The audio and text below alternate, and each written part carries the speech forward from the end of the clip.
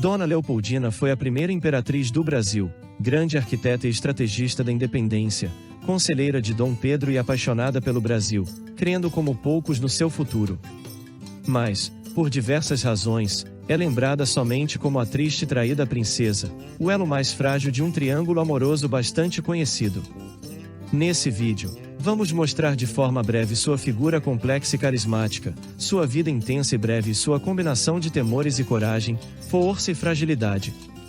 Vamos pro vídeo e não esqueça de se inscrever no canal e dar o seu like para nos ajudar a continuar produzindo conteúdos legais para você e ajudar que esse conteúdo chegue a mais pessoas que possam gostar dele. Vamos lá!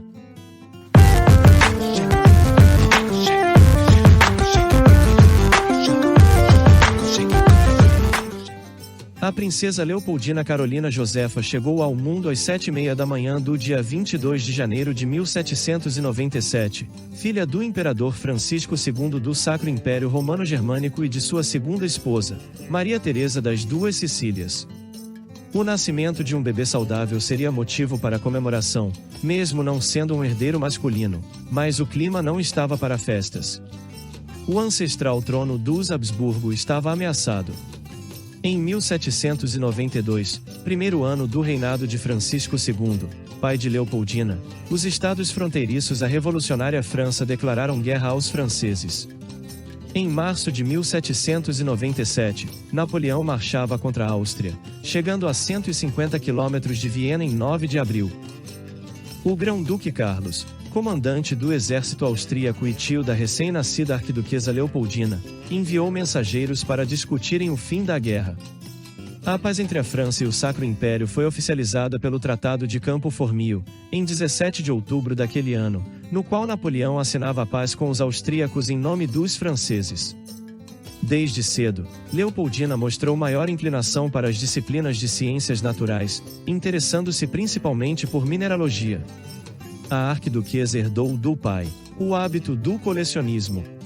Montou acervos de moedas, plantas, flores, minerais e conchas.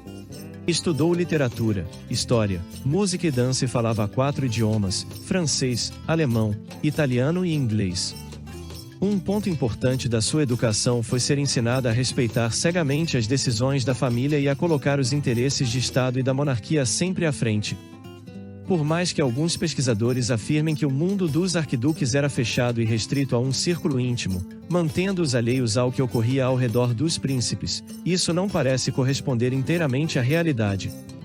Diversos indícios nas cartas trocadas por Leopoldina mostram que essa proteção não seria tão restritiva. Por exemplo, há um relato a respeito de um assalto que a princesa sofreu quando circulava em Praga, onde a mesma descreveu com bastante naturalidade. No diário de Leopoldina, vemos uma adolescente impetuosa, cheia de vida, que protegia o seu sobrinho predileto, a quem chamava de meu tesouro, filho de sua irmã Maria Luísa. Divertida, descrevia de maneira caricatural os grandes reis, príncipes e até o czar da Rússia, com quem conviveu durante o Congresso de Viena, presidido pelo seu pai, o imperador da Áustria.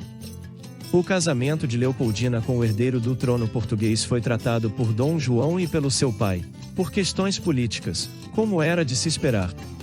O trono português desejava diminuir a influência da Inglaterra sobre Portugal e aumentar sua importância na Europa, e um casamento com uma arquiduquesa austríaca cairia bem.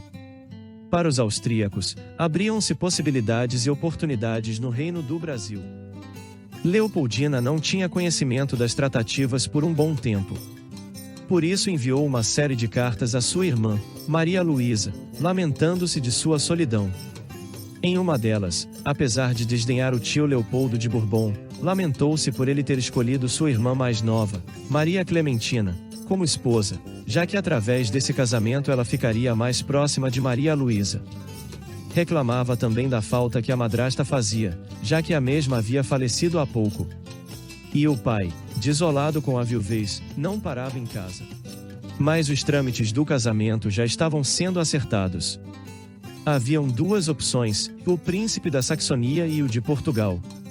O imperador, pelas razões já mencionadas, queria o casamento com o príncipe português, mas fingiu dar direito de escolha à filha, fazendo-a pender para o que ele queria, mencionando que o casamento com o saxônico demoraria 2 anos. A princesa relatou em uma outra carta à irmã que notou a preferência do pai, e fez o que ele queria, já que, em suas palavras, uma princesa nunca pode agir como quer, e deve cumprir com a vontade de seus pais. 13 de maio foi a data escolhida para o casamento de Leopoldina, por procuração. Era costume, quando os noivos estavam em lugares distantes, que a mulher se casasse perante a igreja com um representante do futuro marido antes de seguir viagem para encontrá-lo. Quem representou Dom Pedro foi Carlos, Duque de Tuchin, tio de Leopoldina. No dia 15 de agosto, às 6h30 da manhã, o navio da princesa partiu para Nova Casa. No dia 5 de novembro, o navio atracou no Rio de Janeiro. Antes de partir, preparou-se por meses e aprendeu o idioma português. Nas cartas enviadas ao pai e à irmã, ela descreveu a primeira vista do Brasil. Dizia ela: nem pena nem pincel podem descrever a primeira impressão que o paradisíaco Brasil causa a qualquer estrangeiro. Na entrada da Bahia há 3 belos fortes, além de vários grupos de ilhas. Ao longe vislumbram-se altíssimas montanhas cobertas de palmeiras e muitas outras espécies de árvores. O relacionamento de Leopoldina com Dom Pedro foi, no mínimo, conturbado. De acordo com ela, Dom Pedro enfurecia-se caso as coisas não acontecessem conforme sua vontade, e ao longo dos 9 anos de casamento, o futuro imperador do Brasil nunca respeitou sua esposa. O que mais marcou o relacionamento deles foi a infidelidade do futuro imperador do Brasil. O primeiro caso extraconjugal conhecido de Dom Pedro foi com a atriz e dançarina francesa Noémie Thierry. Dom Pedro engravidou a francesa.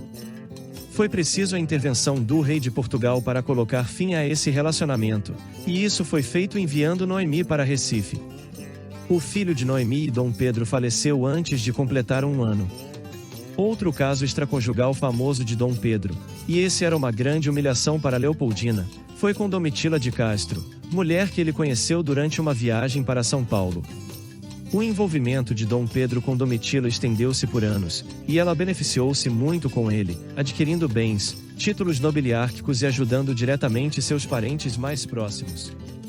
Ele a engravidou, a trouxe para o Rio de Janeiro e para o convívio com sua esposa, a imperatriz do Brasil.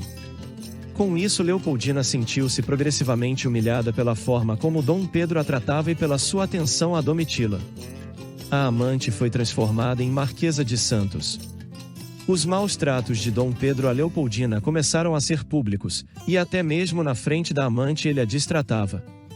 Dom Pedro passou a bloquear os recursos gastos com Leopoldina e com a manutenção da casa, e existem registros de que ele a agrediu diversas vezes.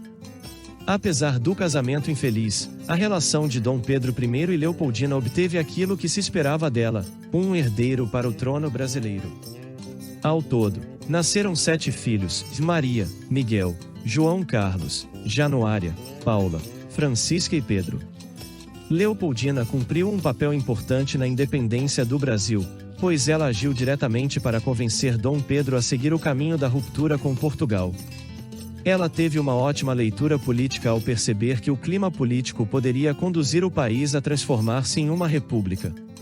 Ela entendeu que a única forma de manter o Brasil monárquico era fazer com que Dom Pedro permanecesse no país para liderar a instalação de uma monarquia dos Bragança. Ela tinha certeza de que se podia negociar a libertação do Brasil da tutela portuguesa em troca de uma monarquia constitucional apoiada pelo povo brasileiro. Leopoldina teve sucesso em suas ações, e Dom Pedro decidiu ficar no Brasil e conduzir a independência. O país, como ela desejava, converteu-se em uma monarquia. Por fim, cabe mencionar que foi ela quem presidiu uma reunião emergencial que definiu a nossa independência. A carta enviada após essa reunião fez com que Dom Pedro a declarasse em 7 de setembro de 1822. Os últimos anos de vida de Leopoldina foram tristes e marcados por uma progressiva depressão que a atingiu. Essa depressão foi causada pelas humilhações que ela sofria do imperador, principalmente pelo caso com Domitila. Existem diversos registros que relatam o estado de ânimos da imperatriz. Em 1826, Leopoldina engravidou novamente do imperador. A depressão que sofria e as brigas com o marido prejudicaram sua gravidez. Existem relatos de que ela chegou a ser espancada nesse estado. Leopoldina teve um aborto espontâneo, e com a saúde debilitada, faleceu em 11 de dezembro de 1826. E aí, curtiu esse vídeo? Você desconhecia algum detalhe da vida de Leopoldina? Então, se o conteúdo te ajudou, comenta aqui embaixo o que você achou, deixa seu like, se inscreve e ativa o sininho para não perder o próximo vídeo. Até a próxima!